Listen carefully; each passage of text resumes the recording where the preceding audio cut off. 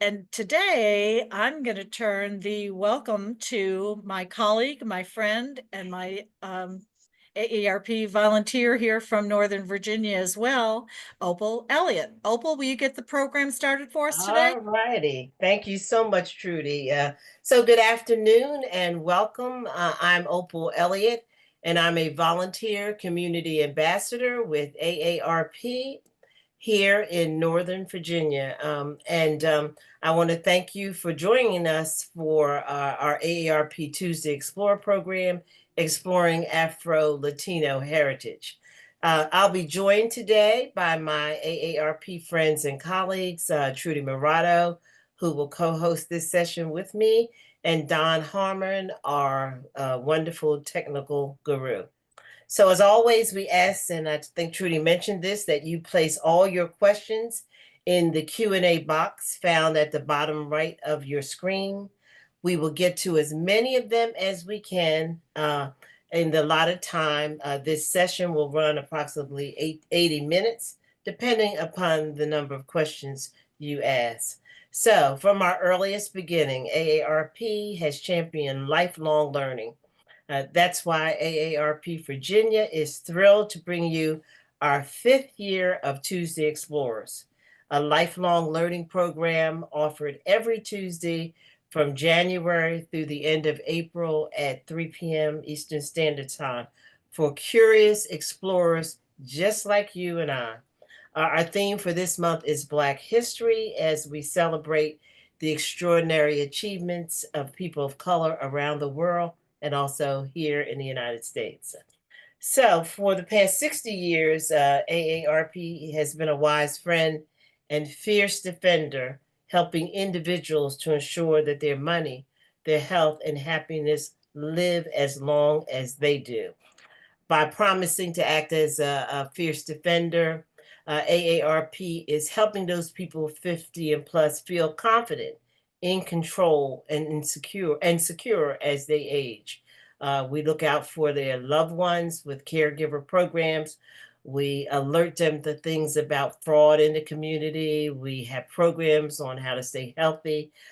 So, like today, what we're doing a Tuesday Explorers program, we're going to learn, we're going to have fun, and I hope you will continue to take advantage of these opportunities and more. So now it is a great pleasure to introduce our guest presenter, Miss Kim Haas.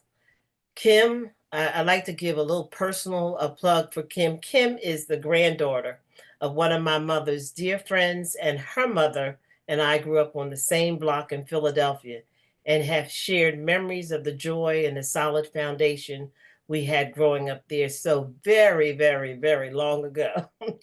So I'm more than excited to have her be a part of AARP's Tuesday Explorer.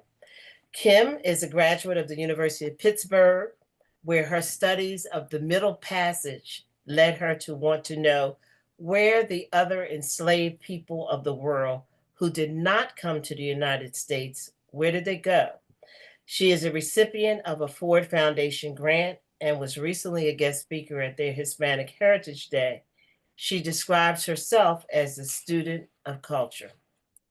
Kim Haas is the host of Afro-Latino Travels with Kim Haas, a very unique television series on PBS that celebrates the rich and diverse cultures of Afro-Latinos across the Caribbean, Central, and South America. Kim's presentation today will provide you with the opportunity to learn about the artistry, the magnificence, and the talent of Afro-Latinos and their enduring legacy in the Americas. Kim, the Zoom screen is all yours. Oh, thank you so much. Hola. Hello, Hola, everyone. hola. Buenas tardes. Good afternoon. And let me tell you, it's just what a great time to be with you all this afternoon and share some, I think, wonderful experiences and time together. We'll take a little virtual journey. And of course, I'd love to hear your thoughts, your comments, your suggestions about part of our wonderful world that we unfortunately don't learn a lot about. And I just want to start off because I saw that someone was greeted us from San Juan. from Puerto Rico. And I wanted to mention that this cover slide in the photo is on Piñones Beach in Puerto Rico. So whoever that is from Puerto Rico. Hello. And I just wanted to let you know that that photo actually was taken there in Puerto Rico. So there you go. So we're going to get started with the presentation. And again, I'd love to hear your feedback, your thoughts. I like to have conversation, dialogue, and really get to hear your thoughts and suggestions and what you're feeling, what you know, what you didn't know. So all that's really important. So thank you again, Don, for helping out on the tech side. And we're going to move forward with kind of the first slide. So, I kind of start off, and as Opal was saying, and she almost had me crying as I think about my grandmother. Oh, this is Barbara. Thank you from San Juan. And so I want to know how many of you actually feel unstoppable?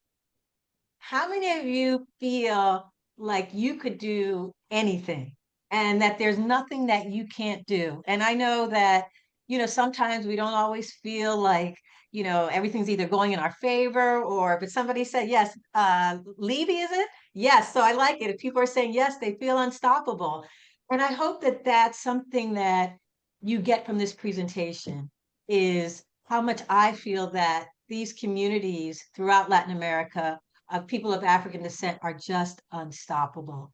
And this whole idea of unstoppability, where does it come from? Well, for me, it starts with, and here's, Barbara saying, absolutely unstoppable. I love it. Lily, same. One of the things and one of the ways that it kind of started for me, and I think about often, as Opal said, was through my grandparents. And you can see them on the screen there. It's Cassie Keith and Sam Keith. And in particular, I'm going to talk about my grandmother. She grew up in the segregated South in South Carolina. I don't know if any of you are from South Carolina, Orangeburg in particular. And her mother died by the time she was 10, and her father was in and out of her life. So she didn't have much of a relationship with her father. But, so during that time, we're talking about Jim Crow, South Carolina, where African Americans had very little, if any, control over their very existence and what they were able to do, when they were able to go out. And it was really hard. And I remember being a small child, as Oprah was saying, on Sear Street in Philadelphia and asking my grandmother what was her childhood like. And she would never tell me. I mean, she just would not talk about it. And as I've grown older, I just thought, I think her childhood and her experience in the South was so hard and challenging that it was just something she didn't want to talk about. And so unfortunately, I don't have those stories as part of my history, but I know that my grandmother, despite losing her mother when she was very young, not knowing her father really well, and having just a really difficult childhood, she was the most caring, thoughtful, energetic, positive, hopeful human being you could ever meet. And if she were on the Zoom right now, because she wasn't around when there was Zoom, but if she were, she would greet all of you and say pudding and give you a big hug because that's just the kind of person she was. And so I feel like she was unstoppable. And that despite a really challenging upbringing, she decided to live her life on her terms and be open to people. And so that's how I kind of got started on this whole journey of travel. My grandmother took me to Acapulco. I don't know if there are any Mexicans on here, Mexican Americans, or anybody who's been to Acapulco, but she took me to Acapulco when I was like 6 or 7 years old. And I can remember being in the hotel lobby and someone asked me if I'd like to learn how to count my numbers in Spanish, uno a veinte, 1 to 20.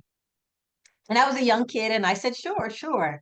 And from that moment on, I wanted more Spanish, more travel, more language. I wanted to meet people from all over the world. And so I always credit my grandmother, Cassie Keith, for opening up this incredible world to me and opportunity and just a love of people and culture. And so I thank her for that. So she started me, when I was in Acapulco and learning Spanish, and I continue to do so. And I don't know if there are any teachers out there because I learned Spanish in middle school and I studied it in high school. I lived in Spain junior year in college. So if there are teachers in particular and Spanish teachers, gracias, and thank you for what you do. And let's go to the next slide, please, Don.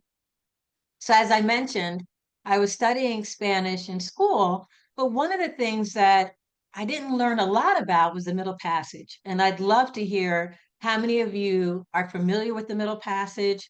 Did you learn about it in school? Because it's one of those subjects that I hope is still taught, but unfortunately it's not taught to a great extent, considering actually the incredible impact it's had on world history.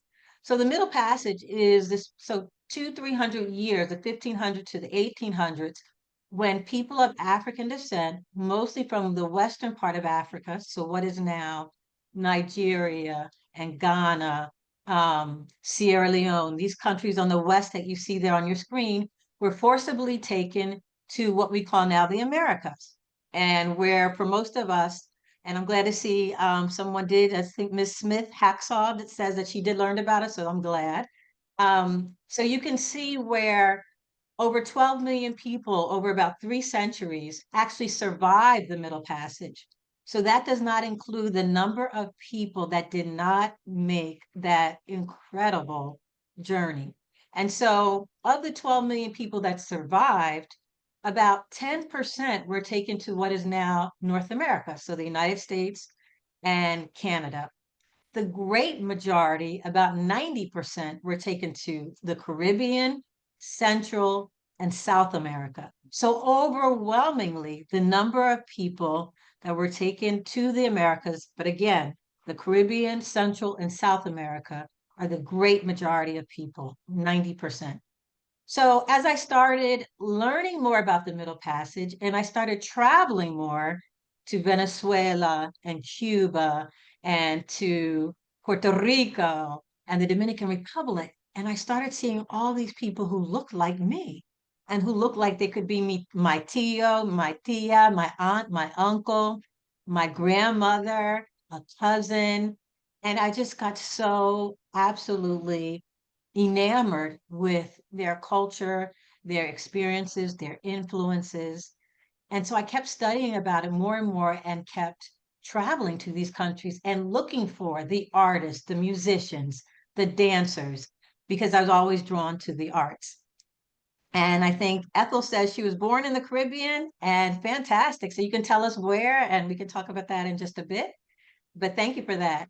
And so as I'm traveling to these countries and I'm seeking out all the artists and musicians, and I'm meeting more and more people. And so my kind of experiences are going deeper and deeper as I'm learning more and more about the African influence in Latin America. And so can we proceed ahead, Don, please? Next slide. And so as I'm going on these journeys and I'm traveling to these different countries, and I see people who look like these women on the slides, and I feel like they could be a cousin of mine or a relative. And these women, if anybody can guess where, and you may not be able to tell just from their headscarves and their clothing, but they're from Brazil. And I like to call this presentation 500 Years of Glory and Greatness and Shining a Light. And I title this because, we talk about people of African descent being in the Americas for at least 500 years, about 5 centuries. And I look at these women, and they're from a group in called Ilha in Bahia. And I don't know if any of you are familiar with Brazil, but it's the northeastern state of Brazil called Bahia, and it has the largest percentage of people of African descent outside of Africa. And if you haven't been to Salvador, the capital, it is amazing. And so I just wanted to let you know that 50%, more than 50% of people of Brazilians have African ancestry. So the great majority, and thank you, yes, Howard, they are beautiful. The great majority are people who look like them, and brown and black people are Brazilian. So this is not to knock Giselle If you guys are football fans, Tom Brady's former wife, she's Brazilian of German descent. But this is who we see. We see somebody like Giselle when we think about Brazil, but she's actually in the minority. The great majority of Brazilians look like these three women, look like myself, or look like somebody brown skin or lighter skin. And so, what I want us to do during this next, the time we have together is just to keep reminding ourselves and to be open to learning that Latin America has a great and tremendous African history and roots. And just as I said, the great majority of people in Brazil are of African ancestry. Next slide, please, Don. And so when I talk about Latin America's African roots, as you can see here on our pie chart, researchers have said that anywhere between 24% to 30% of people in Latin America, of Latin Americans, have African ancestry. So again, that's 1 in every 3. It is truly significant. Researchers also believe that that number is probably low. It's probably conservative because of the way that people identify or self-identify. And because being Black has such a negative, has a stigma around it, a lot of times people don't want to admit that they are Black or that they have African roots. And so we'll go into that. We can talk about that more. But actually, people think that that number is actually pretty low. Okay, next slide, please, Don. And so, when we talk about Latin America's African roots, one of the things that I want to talk about and share is that you all may be familiar with Latin America having, in terms of music and dance and cuisine and having its African roots, if you're familiar with that. But one of the things that we often don't hear about is the labor and how much people of African descent have contributed to the building, the infrastructure of Latin America. And so, one of the things I wanted to share with you this afternoon is this is in Costa Rica. I don't know if there are any Ticos out there. Anybody from Costa Rica? Pura vida, as they say in Costa Rica. Oh, absolutely. Is that Ethel? Oh, Belize, and I'm Garifuna. Fantastic. So, in Costa Rica, they say pura vida, which is kind of just a all-encompassing, well-wishing, good wishes for you, good life, good thoughts, good vibes. And this is in Costa Rica, and you can see there that there are people of African descent. And Costa Rica, people of African descent, a lot of them were originally from Jamaica and some of the islands in the West Indies. And they immigrated to Costa Rica in the early 1900s to work on, oh, yes, Sharon, thank you, to work on a lot of the banana plantations, the banana farms. And then they built the railroad. And so one of the historians, Quince Duncan, who's also a well-known writer in Costa Rica of African descent, said that he told me during one of our shows that after the first 5,000 people in Costa Rica, mostly of African descent, built the railroad and died, that officials stopped counting. So people after the first 5,000 person died, they stopped counting. So I feel like I owe a tremendous amount of gratitude to those people who gave of themselves, gave their lives to building the Costa Rican Railroad. And then unfortunately in Costa Rican history, we're not able to actually get on the railroad and get on the trains and look for greater opportunity. So I just want you to remember the important role that people of African descent have played throughout Latin America in terms of infrastructure. Next slide, please, Don. And it's not just on the Costa Rican Railroad. You can also travel from Costa Rica south to its neighbor, Panama. I don't know if there are any Panamanians on. Hello, hola. And in Panama, building of the Panama Canal. Okay, so you had white people, people of European descent, you had people of African descent, you had some indigenous folks as well. But the challenge is that, and what we saw happening in Panama is that, again, people of white people of European descent were paid in gold. People of African descent were paid in silver. And so there was a real disparity, again, even in the Panama Canal, in terms of how people were treated, how they were paid, and their work conditions. Next slide, please. And so when we talk about, the infrastructure, and I just gave you a couple examples, Costa Rica, Panama, anybody we were talking about from Puerto Rico, if you've been to Old San Juan, Viejo San Juan, a lot of that was built by people of African descent. And then we'll travel to Cuba. Any Cubans on? I love Cuba. I've been many times. I was just there almost 2 years ago with my parents. That was their first time. We went to Santiago and had an amazing trip. This photo is a picture of Alejandro and Dania, and they are musicians that I met on one of my first trip to Havana, and they are fantastic. I love the light that they give off. I feel the energy, their smiles. They are amazing musicians. So if you all know about Cuba and its musical history is just phenomenal. And if you go to Havana and if you go to Santiago, which is on the eastern side of the island, so many of the people look like Alejandro and Dania and myself, but this isn't the image that we see when we see Cubans, right? So when we see Cubans on television in Miami, they're usually white Cubans.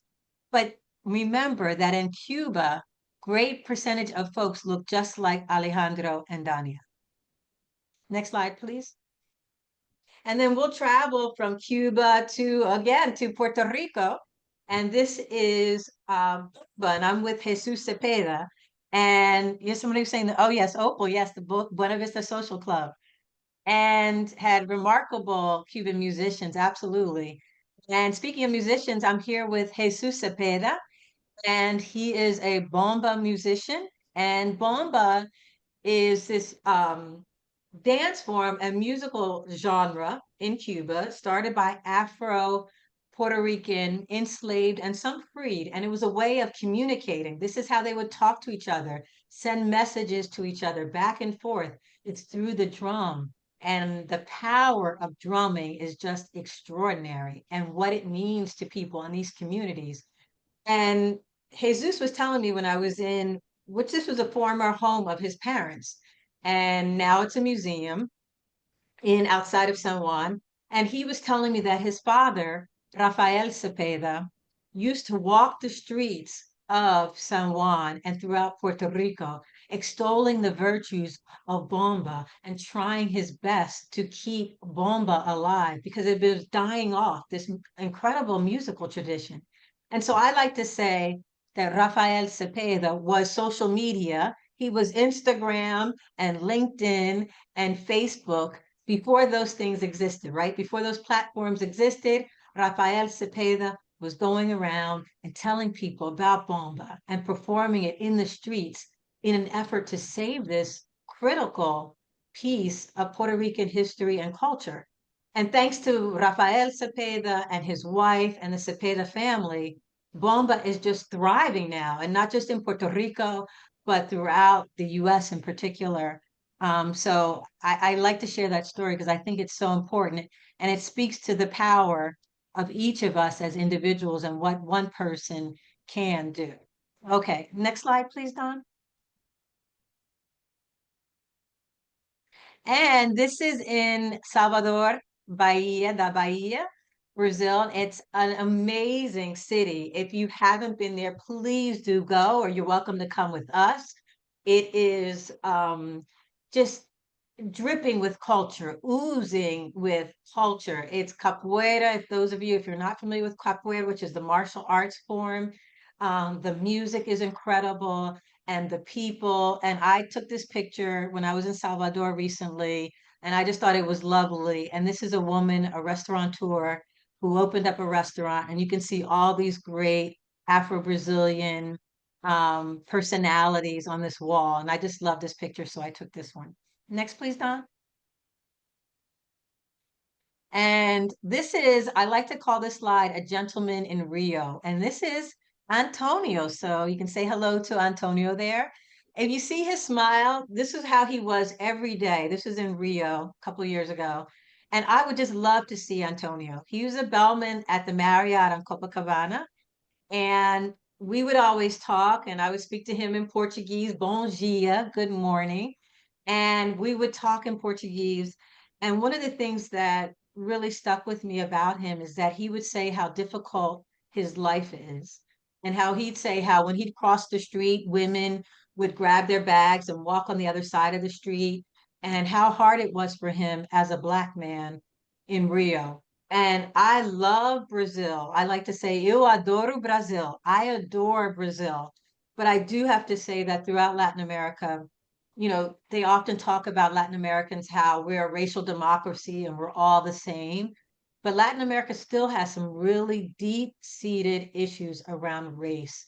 And unfortunately, what you can usually see is that the people of darkest skin color, complexion, like myself, tend to be on this on the lower side economically, politically, you name it, all the indicators make it very tough for people of African descent, and particularly those are darker skinned. And it's such a shame because we all lose out as human beings when every person doesn't get a chance to realize their full potential and be all that they can be. So who knows what Antonio could be? He could be an amazing teacher.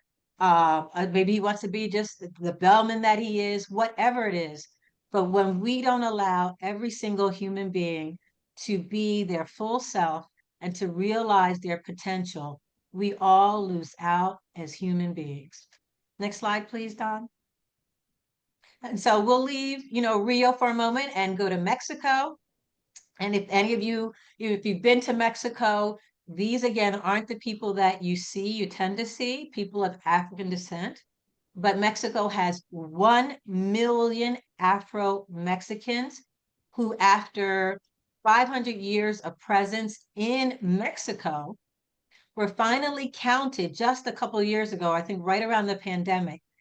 Remember, think about what that means. They were finally counted in the Mexican census just a couple of years ago after being in the country for centuries. And Afro-Mexicans have been fighting for their rights to be recognized for years. So this was an amazing accomplishment for Afro-Mexicans. And again, they're talking 1 million strong. And so we know the importance of a census because if you're not counted, you don't receive the resources, you're not seen, you're not heard. And so this was fantastic, just as I said a couple of years ago, for Afro-Mexicans to finally be recognized in their own country. Next slide, please, Don. And so this picture is Monica from Montevideo. And Montevideo, if you're not aware, is in Uruguay. And Uruguay is a tiny country of about 3 million, sandwiched between big old Brazil and Argentina. And Uruguay is tiny in terms of size, geographics, but it is huge in terms of culture and the African influence. Because again, when we talked about that Middle Passage, people of African descent were brought throughout the Americas. And Monica, I took this picture just 2 weeks ago. I was just in or on my way back from Uruguay just 2 weeks ago. And I just thought it was lovely. And just as she is, um, there are just so many incredible people that I meet on my journeys. And I think about what a loss it is for all of us, again, when we don't allow people and when racism and oppression and colorism take over, people don't get a chance to be all that they can be. And Monica is just such a lovely human being that she deserves every chance to be who she can be. But unfortunately, even in Uruguay, it's extremely challenging. Next slide, please, Dawn. And so I took this other picture and I wanted to share with you all because I just love it. This was La Puesta del Sol. So if you're not a Spanish speaker, I wanted to title that because I loved it. That means sunset. And I just did this picture. It was gorgeous. This was the day before I left. And I wanted to gather up some of the Afro-Uruguayan women that I had met and get us together. because they unfortunately talk about how challenging their lives are and how tough it is to be a Black woman in Uruguay. And we got together in a restaurant and they were telling me how much we just had a fantastic time and we laughed and had a great time together. But they said that they're never in these spaces. That means that they're never in restaurants because they can't afford it. And because the opportunities for them to excel are really, really very small. And so it was really beautiful. And that night was as lovely as the picture is for me. And so I'll always remember it so fondly. And again, it was just 2 weeks ago that I can't believe I was there, but we had a great time. So I wanted to share that with you. Next slide, please, Dawn. And winding up this little, oh, thank you, Shirley. Thank you for that, for your compliment. This little boy is from Guatemala. And I think of him, and I wanted to put this in here because we're actually going to be shooting in Guatemala soon in the next probably 2 months or so. Next episodes of our show, Afro-Latino Travels with Kim Haas. But I put it in here because there are Blacks in Guatemala, and many of them are from the Garifuna group. Um, but they are still of African descent. And I was just in Guatemala in September, and it's amazing. I don't know if there are any Guatemaltecos on right now, but Guatemala is fantastic. What a beautiful country with a rich Maya history. And these aren't the pictures that we see when we see someone of Guatemalan descent, right? But I want us to think about this little boy and think about all the talents, all the creativity, all the intelligence, and whatever gifts that he has, and to make sure that he has every opportunity to be all that he can be. Because when he is good and when he is well in the world, we all are. And our lives are so much better when every person gets the chance to be who they are destined to be. And so I hope that we will all think a little bit differently when we think about who gets to be considered Latin American. So that's why I like to call that slide the promise of tomorrow. Next slide, please, Don. And so this is a picture that I love because it was just so much fun on our Cali shoot. Those episodes in Colombia just finished airing this month for Black History Month on PBS's lifestyle and travel channel called Create. So we'll get additional broadcasts of the show. As you know, PBS runs programming, thank goodness, all throughout the year. So we'll get another, run of the shows. But they just ran our episodes in Colombia and Costa Rica this month for Black History Month. And this is in the Salsa Museum, and we had so much fun. I don't know how many of you love salsa, but I'll talk about how you can join us on an upcoming trip, and you can learn some salsa moves very soon. Next slide, please, Donna. And this is a picture of me and, oh yeah, thank you, Satsa. This is a picture of me and Selvin. He's a restaurateur in Costa Rica, in Puerto Viejo, which is about not far from the Panama border. And I really love Selvin's restaurant. And we have a bowl there of rondon or rundown. And he tells me in the episode, we do a cooking segment with him that the name of the soup, I don't know if any of you have tried rondon before or rundown, but the name of the soup comes from when the Jamaicans used to, and they brought it over from Jamaica when they were emigrating to Costa Rica and like Panama. But in Costa Rica, it's run down because you used to go run down either to the beach or run down to the garden and pick up whatever was needed, potatoes or some seafood. So that's how the name comes up is rundown or rondon. And let me tell you, I can still taste that soup, later as it was so good, so flavorful, all the spices and the coconut and the seafood fresh right down the street. I mean, that's when you talk local and you talk flavorful, and Selvin's one of the masters at it. So speaking of this our Costa Rica episodes, I'm going to show you a segment. So if we can get that ready, please, Dawn. I'm going to show you a segment from our Costa Rica episode. This is from the San Jose episode, and I am in the park. I don't know if any of you have been to San Jose or if you've been to Costa Rica, but it's an incredibly beautiful country, and I just love the greenery. So when I go back to Costa Rica on my visits, I always feel replenished because I get to take in all this just lovely greenery and the mountains, and it's just absolutely exquisite. So I don't know, I'd love to hear if anybody's been to Costa Rica or if there are any ticos on. But this segment is with a dancer named Shadi, and she was really just wonderful. And when we talk again about the talent of these communities, I think about her and her grace and her charm. So I think we may have it up now. But anyway, so I'd love to hear your thoughts when we come back, and it's just a couple minutes, but it gives you a little look at San Jose and also the two of us in Plaza Parque España. So we'll see that in just a second.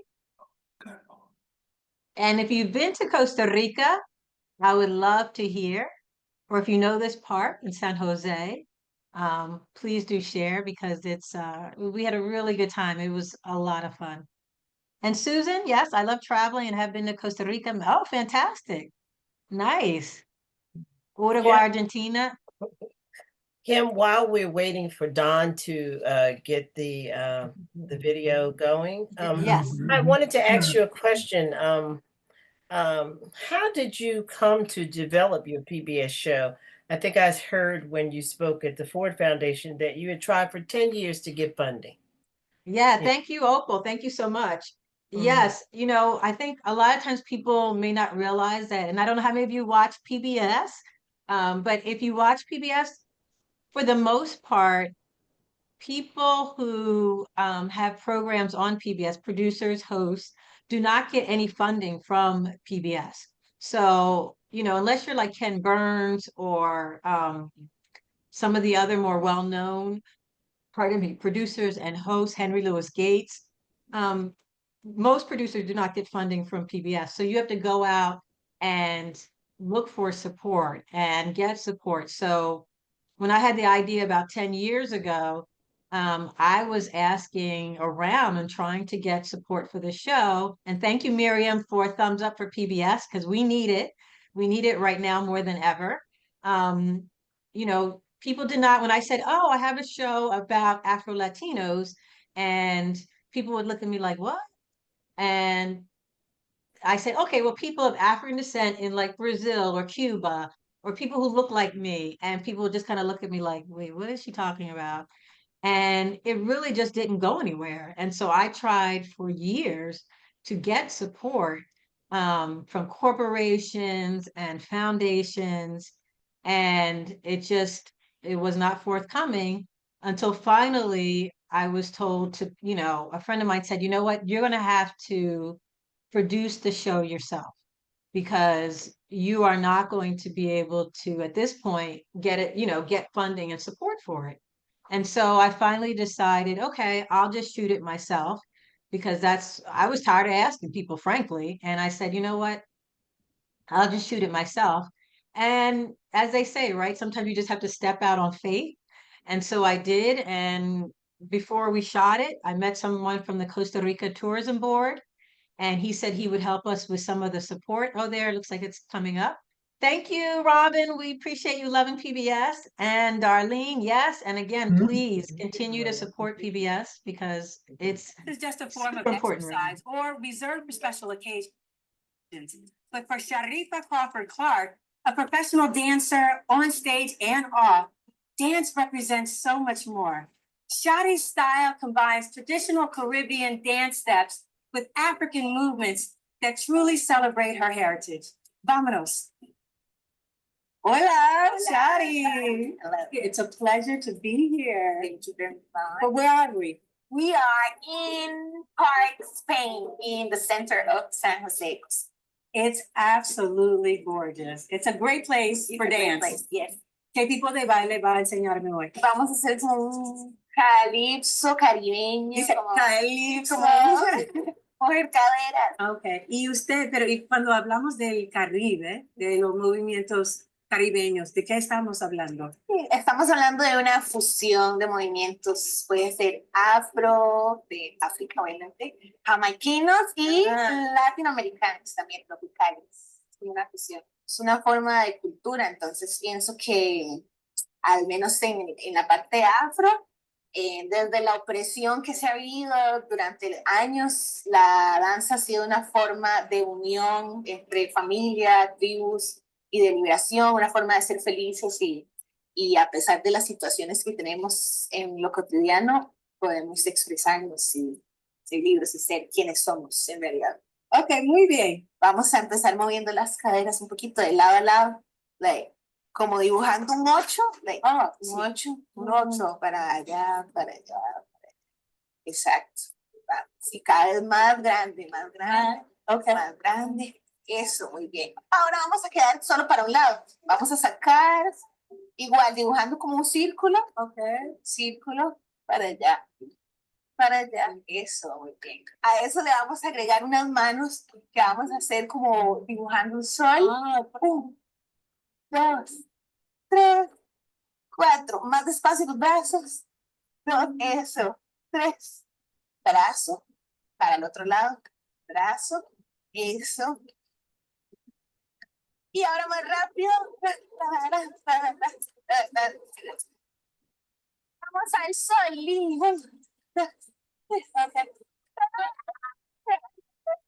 Y al otro lado. And shoulders. Yes. Con los hombros, shimmy. Shimmy, yes, Yeah, shimmy. I like the shimmy. Yes, I like it too. Easy. And that's it. Right there. I mean, this is fabulous. It makes me smile. Yes. And you're always smiling. I love it. Yes. Dancing makes me happy. Yes.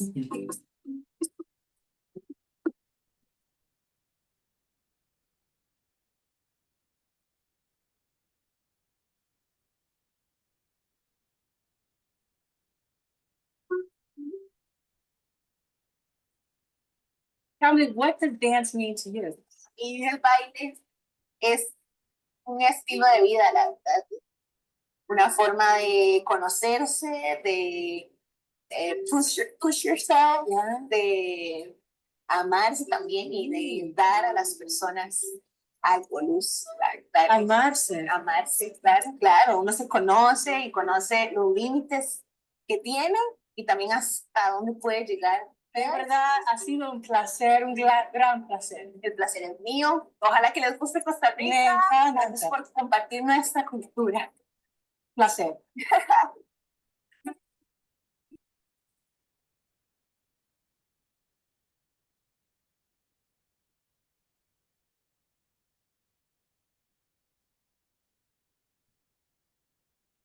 Thank you.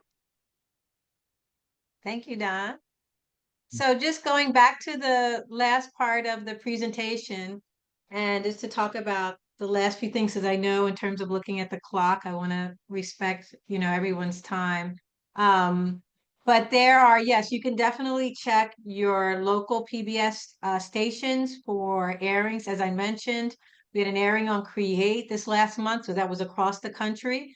But then the programmers also air the shows at their discretion, and they do it throughout the year. So it really is best to check your local listings. You can also reach out to us at hola, HOLA, at travelswithkimhaas.com, and we'll definitely try and help you if we can help you find out where the shows are airing. They're not airing yet on YouTube, but I think with something that we're looking at in the near future, but as of yet, they are not airing. And just in terms of speaking, I absolutely love and could talk all day about Afro-Latinos. I love Latin America. So there's always, if there's ever a need or you'd like to engage, please don't hesitate to reach out, because that's something I just adore doing. It's one of my great passions and love, is talking about the African influence in Latin America and the beauty of Latin America. Next, please, Don. These are the last ones. And this is also, if there are teachers out there, or if you have relatives or friends who are teachers, we've developed a curriculum because so often many of the schools, both elementary, middle, and now what we're seeing in universities and colleges is that teachers, thank goodness, are looking to expand the definition of Latin American studies, African diaspora studies, Spanish, and include more content around Afro-Latinos and people of African descent. And so please don't hesitate to reach out if you'd like more information about that. Our curriculum is now part of the Hidden Voices curriculum in the New York City Public Schools, which is 1 million strong students and 7,000 Spanish teachers. And I took this picture on that trip to Uruguay. First, I was in Panama, so that's 2.5 weeks ago. And I just love these kids. We had such a good time together, and they were asking me, they had never seen snow, and we were talking about all the different things. And as you can see, that's their kind of front yard right there, is that beautiful beach, and I just love it. So there's a great picture of these kids. So we had a really good time. In terms of, I think Jay Smith is asking about special permission to travel to Cuba. When I went almost 2 years ago in April, we did not. And you don't need special permission, but you do need to just look and do your research and make sure that nothing has changed with the new administration. Again, when I went 2 years ago under the Biden administration, though, there was no problem. And as far as I believe, you can still travel to Cuba, but you really should check now, especially since we've had change in administrations. And last slide, please, Don.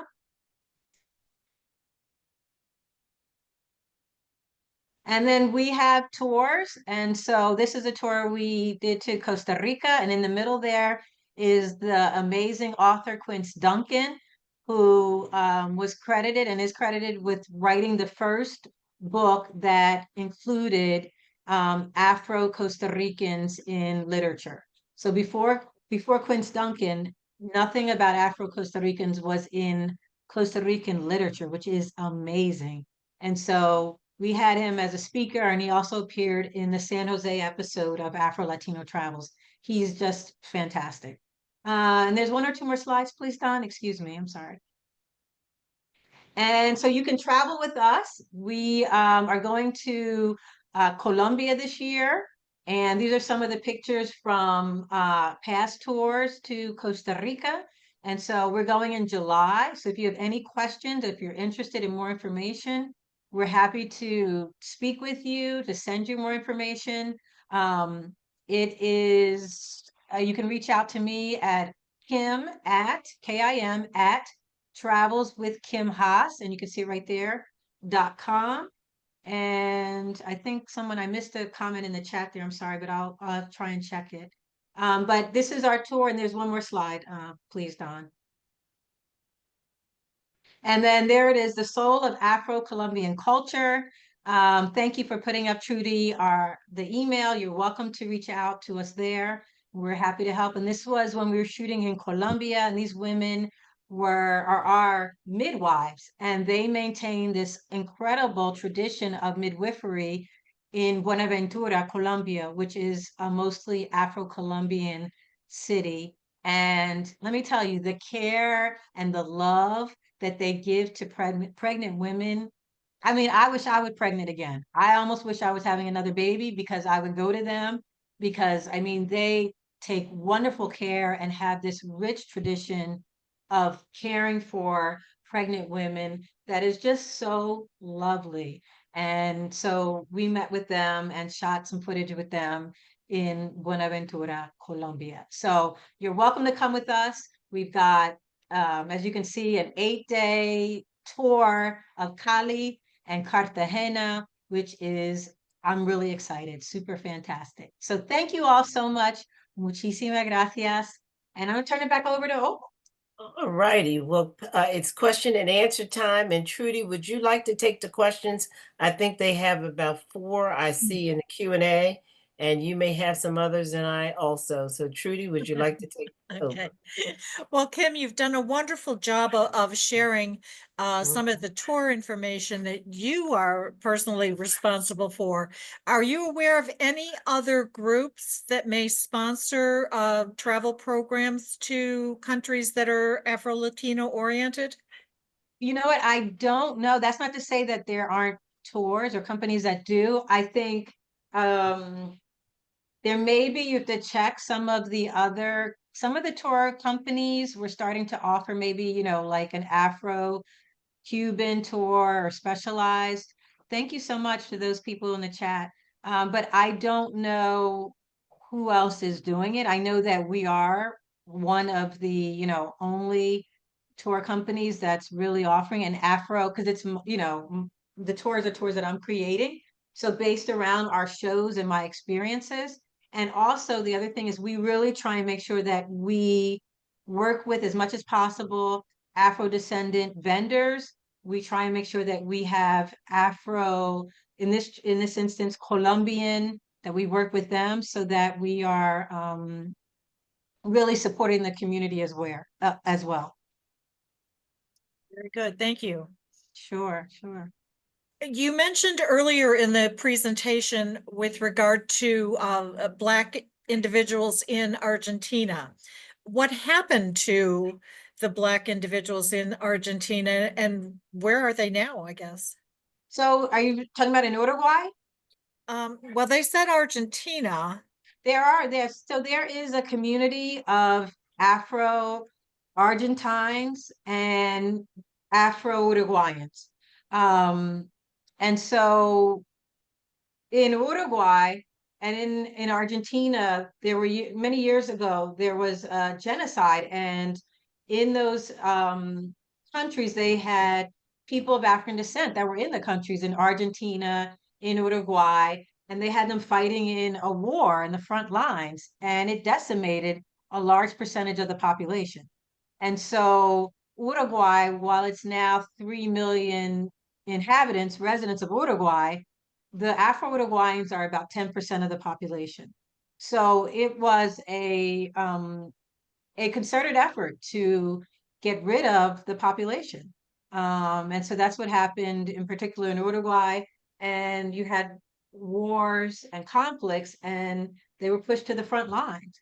And so it's very unfortunate what happened in those areas. But there are still communities of Afro Argentines, and they are increasingly, especially with social media, working to get their presence, their accomplishments known, their influences.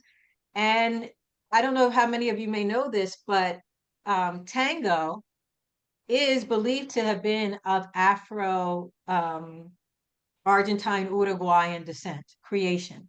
So tango started out of these communities that were Afro-Uruguayan, Afro-Argentine communities because they're so close to each other. Argentina and Uruguay, I mean, they're like neighboring countries.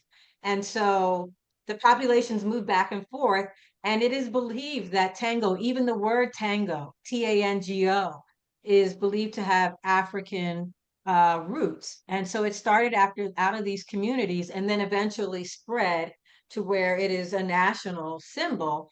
But researchers continually are saying that, hey, tango comes from its African descendants of this region. So yes, and so I think I saw a couple questions about tours, and I would just like to say, please, don't hesitate to reach out. While we have Colombia coming up, we are also working on several countries, Uruguay, probably doing another Costa Rica, and our goal is to develop tours throughout Latin America so that, eventually you can just pick and choose where you'd like to go. And so that's something we're really developing. Brazil as well. So if you are interested in whether it's Colombia this July or any of the other upcoming tours, just reach out and we'll be happy to connect. Kim, we do have another question, and I think you mentioned this, but could you repeat what parts of Colombia are you visiting on this next tour? So this tour we're going to in July 16th. We land in Cali, Colombia, which is the capital of salsa. So it's considered the global capital of salsa. And so we'll be arriving there on the 16th, and then we'll be staying there for 3-4 days. We will, while we're in the Cali, which is part of Colombia's Pacific region, we will go to Buenaventura and San Cipriano, which are communities. San Cipriano is a very small, like pueblo, like a little town. And they're doing a lot of work around environmental conservation. And it was formed by Afro-Colombians many years ago. And the cutest thing is the only way to get to San Cipriano is on this little thing called a moto bruja. So it is so cute. If you see I'm sorry, I don't have a picture of it, but if you see the episode, or I think it's on our website, it's like a little on a train track, and it just rides in, and you can put, I think, about 8 to 10 people on it. And that is the only way to get into San Cipriano.